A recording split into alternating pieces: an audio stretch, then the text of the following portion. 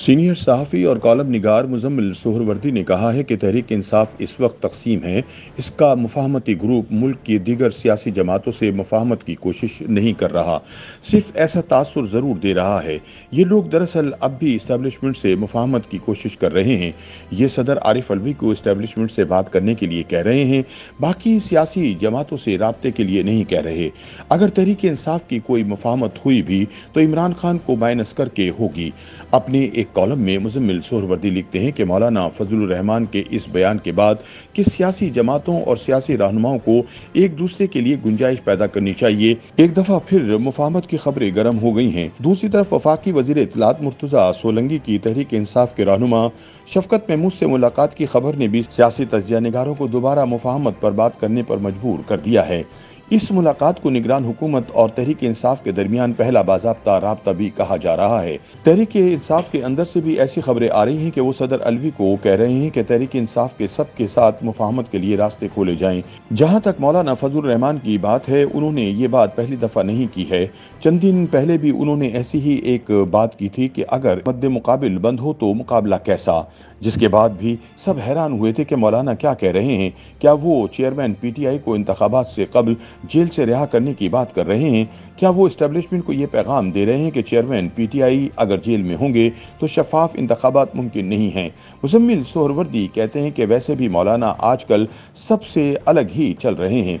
इंतखाबात के हवाले से भी मौलाना की अलग ही लाइन है। वो कह रहे हैं कि जनवरी में इंतखाबात ना करवाए जाएं, क्योंकि जनवरी में शुमाली इलाकाजात में बर्फबारी होगी, इसलिए वहाँ पोलिंग और इंतखाबी मुहिम मुमकिन नहीं।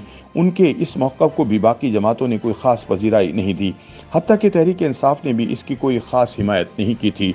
लेकिन मौलाना ने इंतखाबात मज़ीद मुलतवी करने की बात की थी।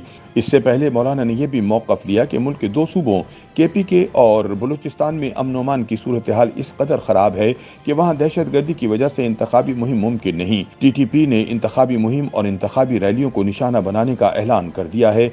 मेरे और मेरे साथियों के लिए इस सूरत हाल में कोई भी इंतखाबी मुहिम चलाना मुमकिन नहीं।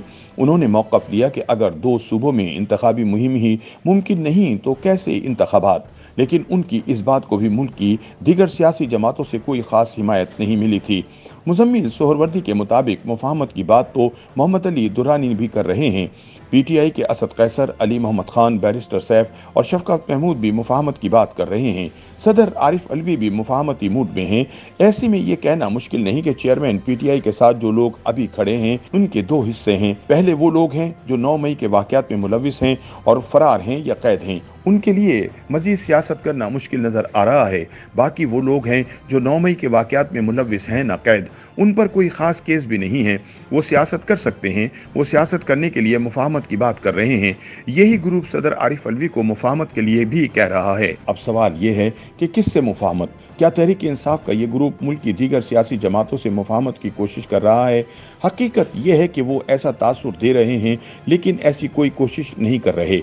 वो अब भी इस्टेब्लिशमेंट से मुफाहमत की कोशिश कर रहे हैं और सदर आरिफ अलवी भी इस्टेब्लिशमेंट से बात करने के लिए कह रहे हैं।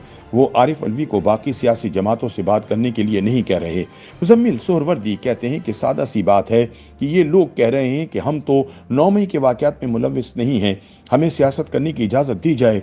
जो मुलविस हैं हम उनके वकील नहीं हैं। अगर ऐसा है तो फिर ये मुफाहमत माइनस चेयरमैन PTI है, क्योंकि चेयरमैन PTI को तो 9 मई के मुकदमात की तफ्तीश में इदारों ने गुनाहगार करार दिया है। जो इंटरव्यूज सामने आए हैं इनमें भी यही मुकदमा सामने लाया गया है कि 9 मई चेयरमैन PTI के मुकम्मल प्लानिंग से हुआ है। वो इसके लिए काफ़ी अरसे से तैयारी कर रहे थे, इसलिए 9 मई की तमाम तर जिम्मेदारी चेयरमैन PTI पर आयद होती है। बल्कि अब तो बुशरा बीबी के हवाले से भी बातें सामने आई हैं कि वो भी 9 मई के वाक़यात की हामी थीं। YouTube पर गूगली न्यूज देखने के लिए youtube.com की सर्च बार में गूगली न्यूज TV टाइप करें। गूगली न्यूज के पेज पर सुर्ख रंग के सब्सक्रिप्शन वाले बटन पर क्लिक करना ना भूलिए। YouTube पेज पर अपलोड होने वाली वीडियोस से बाखबर रहने के लिए बेल आइकन पर क्लिक कीजिए। आपको हर नई वीडियो के बारे में नोटिफिकेशन मौसूल हो जाएगा।